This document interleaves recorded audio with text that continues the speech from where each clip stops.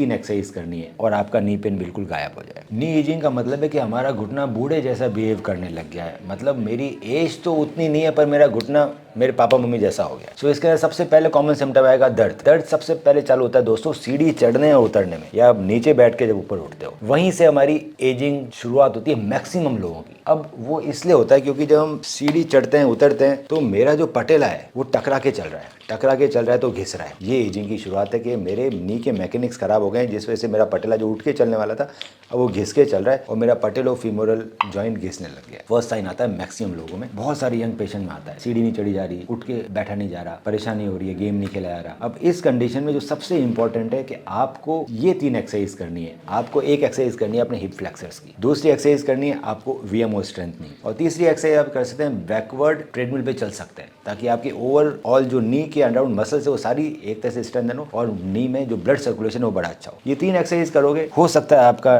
पटेला trekking improve हो जाए और आपका नी पेन बिल्कुल गायब हो जाए। इसके बाद भी गायब नहीं हो रहा है तो हो सकता है आपको कुछ और एक्सरसाइजेस की जरूरत है, जिसके लिए आप हमें संपर्क कर सकते हैं। एक्सरसाइजेस करने से मैक्सिमम लोगों का नी पेन खत्म हो जाता है। अगर नहीं होता है तो इसको हम रीजनरेट कर सकते हैं। अब रीजनरेट जब करते हैं, सब लोग जानते हैं कि स्टेम सेल हमारे कार्टिलेज को रीजनरेट कर सकते हैं। जो सबसे अच्छा स्टेम सेल निकलता है कार्टिलेज का, वो निकलता है फैट से। सो हम आपके पेट के अंदर से फैट निकालते हैं, जिसको बोलते हैं लाइपोसक्शन। इस प्रोसीजर के 2 फायदे हैं। पहला, जो आपका एक्सेस बेली फैट है जो बड़ा नुकसानदायक है, अच्छा भी नहीं लगता, वेट भी बढ़ा रहा है, वो सारा निकल जाएगा, वेट कम हो जाएगा, पेट पतला हो जाएगा। और वो जो फैट निकला है उसमें बहुत सारे स्टेम सेल्स हैं, उनको मैं ढंग से प्रोसेस करके, एक अलग चैम्बर होता है उसमें प्रोसेस करते हैं, उससे हम लोग एडिपोसाइट स्टेम सेल्स अलग निकाल लेते हैं। वो जब मैं आपके नी में इंजेक्ट करूंगा तो आपके नी का कार्टिलेज रीजनरेट होगा, और एक बार रीजनरेट हो गया तो उसको वापस नहीं घिसना चाहिए। उसके लिए आपको रेगुलर एक्सरसाइज करनी है। अगर आप एक्सरसाइज नहीं करेंगे तो ये जो डाले स्टेम सेल्स ये भी घिस जाएंगे, पर इन दोनों प्रोसेस करने के बाद आपका घुटना बिल्कुल यंग हो जाएगा। इसके अलावा अगर हम ब्लड से भी आपके पीआरपी से ठीक कर सकते हैं, पर स्टेम सेल्स जो एडिपोसाइट है वो सबसे अच्छे हैं, उसके बाद ब्लड वाला पीआरपी आता है। एक्सरसाइजेस सबसे इंपॉर्टेंट है।